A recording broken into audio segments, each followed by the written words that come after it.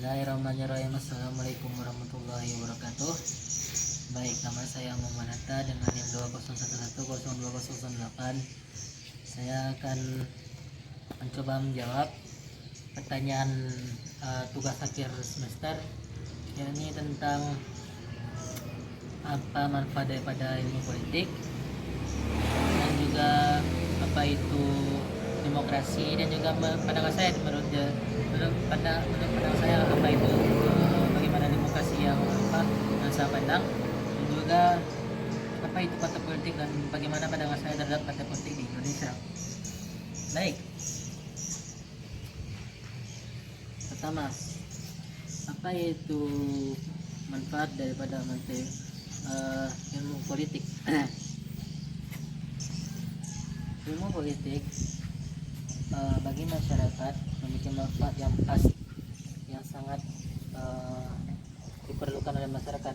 Katakanlah, bila masyarakat tidak mempelajari ilmu politik, maka masyarakat akan terpercaya atau dipercaya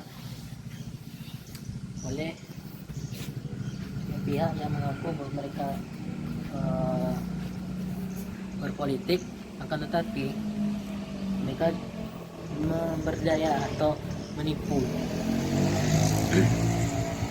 masyarakat tersebut. Jadi katakanlah masyarakat tersebut telah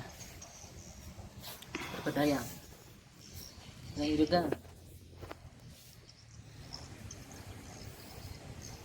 bagi saya mahasiswa mempelajari ilmu politik itu sangat diperlukan, karena mengingat kami cuma mempelajarinya di tingkat dasar, sebatas ya mengenal pemilu, akan tetapi kami tidak mengerti bagaimana seharusnya politik yang berjalan dan seharusnya. Dan juga bagi adik-adik kami yang sedang berada di tingkat dasar, katakanlah SD, SMP, SMA, SMK, MI, MTS, MA, sekolah swasta dan ponpes, mereka yang belajar ilmu politik ini di tingkat mereka dengan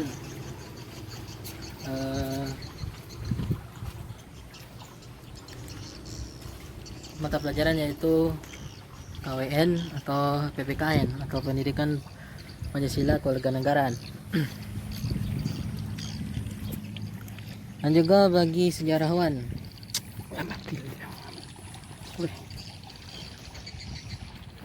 dan juga bagi kami para sejarawan, ya kami calon para sejarawan, kami dapat mengetahui bahwasanya ya jurusan kami SPI atau Sejarah Peradaban Islam,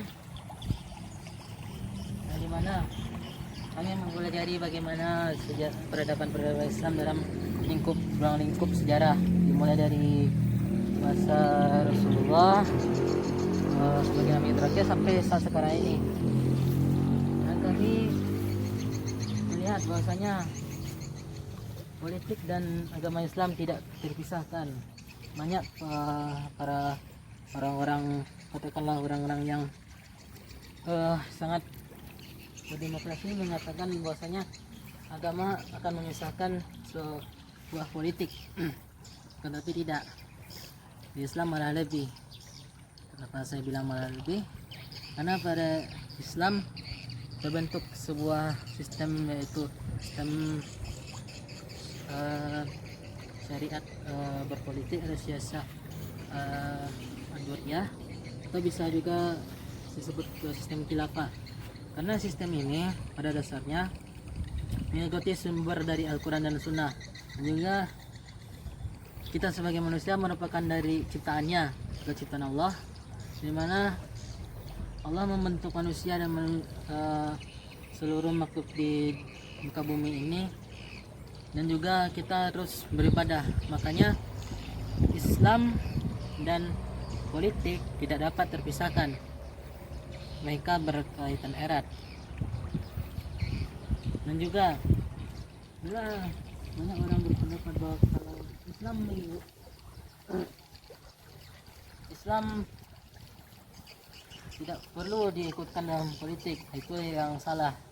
Kalau begitu kita sama saja lemah nantinya. Kita sebagai muslim tidak boleh lemah. Kalau kita lemah secara politik, akibatnya yang tidak beragama Islam dapat menguasai kita.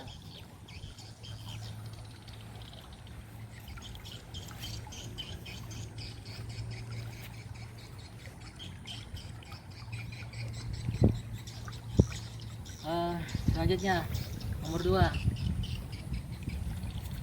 apa itu demokrasi dan juga bagaimana pandangan saya dengan demokrasi. Demokrasi yaitu dari rakyat untuk rakyat oleh rakyat, ya itu sebatas kata-kata. Tapi demokrasi itu sebuah sistem pemerintahan yang dimana memang rakyatlah yang seharusnya berkuasa, tidak ada raja, tidak ada kepala suku, tidak ada apapun. Jadi rakyatlah yang dimana rakyat memilih siapa yang akan berkuasa, dan juga ada rakyat memberi sebuah tanggung jawab penuh terhadap apa yang mereka tujukan selama ini. Tapi bagaimana menurut saya tentang politik demokrasi? Baik, katakanlah bila padi ini tidak diatur, disemai, ditanam atau apapun lah sistem dimana kita memproses padi, maka padi yang kita makan yang menjadi nasi atau beras yang menjadi beras yang kemudian menjadi nasi tidak akan tercapai. Maka itulah yang harus dilakukan dalam demokrasi. Demokrasi perlu adanya aturan atau katakanlah aturan yang seharusnya, karena pada prinsipnya demokrasi ya rakyat. Jadi rakyatlah yang harus bagaimana cara menguntungkan untuk rakyat sendiri. Akan tetapi zaman sekarang ini banyak demokrasi yang salah. Contohnya kebanyakan yang berdemokrasi hanya sebatas ya legalitas maksudnya mereka bilang kan demokrasi untuk rakyat, jadi kan kita rakyat. Akan tetapi rakyat mana yang harus dimaksud dalam ini? Apakah satu golongan rakyat atau seluruh rakyat? Kalau jika kita katakan rakyat saja, rakyat banyak jenis golongannya. Pertama rakyat kelas atas, kelas menengah terbagi dua juga, menengah atas, menengah bawah, dan juga kelas bawah. Bila kita katakan rakyat saja, maka rakyat banyak banyak golongan. Tapi kalau kita bilang untuk keseluruhan rakyat, maka keseluruhan golongan ya keseluruhan golongan saja, jangan sebatas satu golongan. Kalau satu golongan tidak, maka terjadi ketimpangan ini akan menyebabkan chaos atau kekacauan, di mana banyak negara-negara demokrasi yang melupakan bahwasanya mereka ya tercipta oleh rakyat, bukan tercipta oleh raja, bukan tercipta oleh ratu, bukan tercipta oleh perdana menteri, bukan tercipta oleh kepala suku, atau katakanlah bukan tercipta untuk diktator.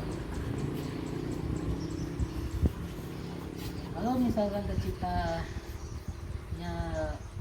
demokrasi untuk rakyat, ya khususkan saja untuk rakyat. Rakyatnya tak usah dikeluarkan, tapi rakyat menerima apa yang mereka inginkan, apa yang mereka tujukan, apa yang mereka impikan. Bila demokrasi lemah, maka rakyat tidak akan memiliki kepercayaan lagi kepada demokrasi. Karena demokrasi tidak dipercaya lagi oleh rakyat, maka akan terjadi pembentukan ya seperti raja atau apapun itu.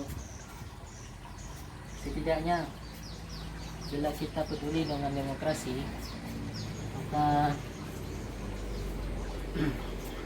tidak ada terjadi chaos, tidak ada terjadi ketimpangan, tidak adanya korupsi, kolusi, nepotisme, tidak adanya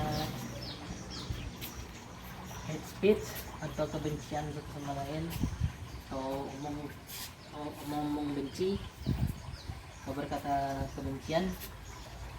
Juga tidak ada hoax, karena penyakit masyarakat sekarang ini, bila ada suatu informasi yang tidak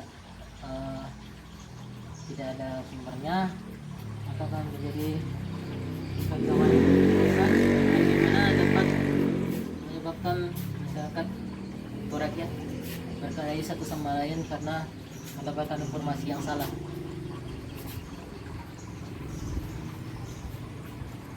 Menurut saya ada yang dampak positifnya dari demokrasi ini. Ya, katakanlah demokrasi bermanfaat sebagai tempat kita memilih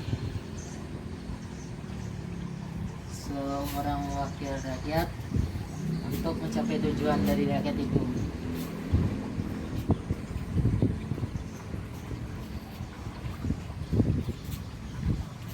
Baik, selanjutnya dan pertanyaan yang terakhir, yaitu apa itu partai politik dan bagaimana pandangan saya tentang partai politik di Indonesia. Partai politik yaitu organisasi politik atau grup politik atau ormas politik di mana mereka mengikat anggotanya dengan satu tujuan, membentuk ADRT dan juga merekrut atau mencari anggota. Karena tidak mungkin sebuah partai politik tanpa adanya anggota, maka partai politik itu dapat dikatakan partai politik halusinasi, bayangan, khayalan, ataupun partai hantu. Hantu baru memiliki partai. Kalau disayangkan hantu tidak memiliki partai.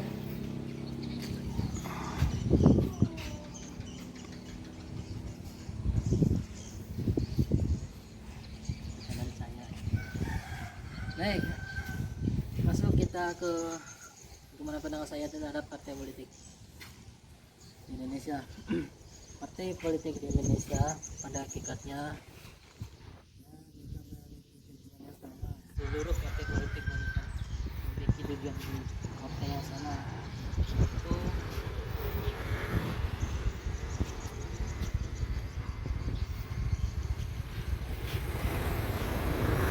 menciptakan kesejahteraan bagi Indonesia, bagi Indonesia, menuntaskan kemiskinan, tidak adanya kepecah belaan, tidak katakanlah tidak ada SARA, tidak ada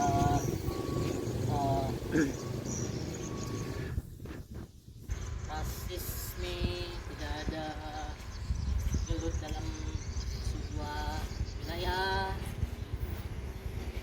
Tetapi semua, ya tidak semua dari partai politik itu tidak berbohong. Ada yang jujur, ada yang berbohong. Mereka berbohong atas legalitas, mereka bilang kami ini untuk rakyat. Ya, partai politik pada dasarnya untuk rakyat. Kalau tidak ada partai politik, maka tidak ada bagaimana caranya sebuah demokrasi dapat terjalankan. Akan tetapi bila partai politik itu tidak jujur, maka partai politik itu akan muncing ke kendala ini terbalik, muncing ke bawah, ke atas. Katakanlah ini bawah, atas, ini bawah. Jadi rakyat bawah lah yang tusuk, rakyat atas hanya mereka dapat makan dari uang rakyat bawah. juga partai politik tidaklah transparan dan tidaklah bersih. Mengapa saya bilang begitu? Karena pada dasarnya mereka cuma ya bilang kami ini untuk rakyat, kami ini untuk rakyat, kami ini untuk rakyat, kami ini untuk rakyat. Akan tetapi mereka bilang kami cuma ya kami untuk rakyat. Ketika rakyat mengatakan ini, mana sih rakyatnya? Bagaimana ketiganya ada beberapa partai politik yang memang mengkhususkan rakyat untuk ya mereka mengambil alih atau mengambil alih partai politik itu, jadi tidak ada kaum elit di dalam partai, jadi rakyatlah yang akan memegang partai politik itu.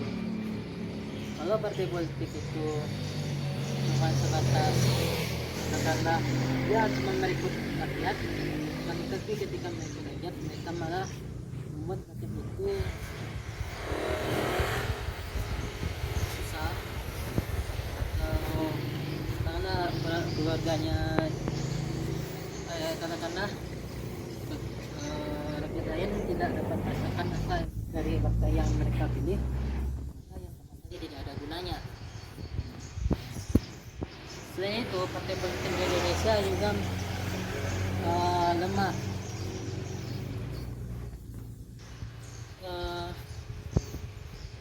Karena sistem mereka korupsi, nepotisme masih ada di beberapa partai politik. Kenapa? Karena ketika saya melihat, ketika misalkannya si Fulan ini dia berasal dari partai A. Partai A pada hakikatnya tidak ingin memaksa, ya katanya tidak ingin memaksa, akan tetapi partai A malah memaksa kerabat atau keluarga daripada si Fulan ini untuk masuk kepada partai. Bila partai itu memaksa, maka partai itu telah melanggar HAM, karena pada hakikatnya manusia dalam membayar kewajiban pada pihaknya hanya terjabur karena terpaksa, kecuali anggota keluarga atau anggota kerabat dari sepulan ini memang memiliki tujuan bahwasanya dia ingin masuk ke partai politik A ini, oke lah. Tetapi saya lihat pada hakikatnya mereka memaksa, karena ya bisa untuk mencari anggota, karena kemungkinan anggota yang ingin direkrutnya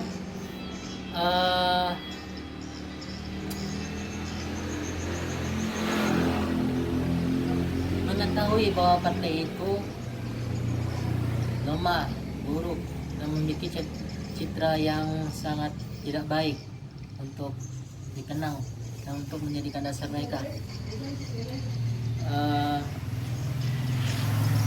Dan juga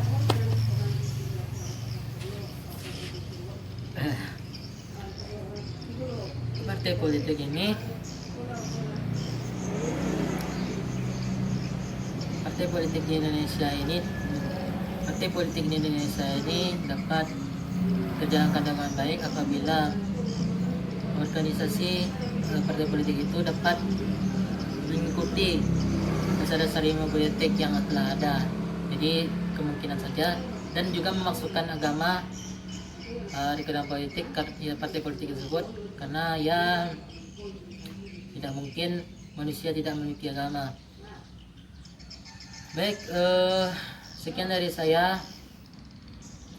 Apabila ada kesalahan dari saya mohon dimaafkan, dan juga bila ada kekurangan, ada kesalahan ataupun ada hambatan, saya mohon maaf sekali. Wabillahi taufiq wal hidayah. Assalamualaikum warahmatullahi wabarakatuh.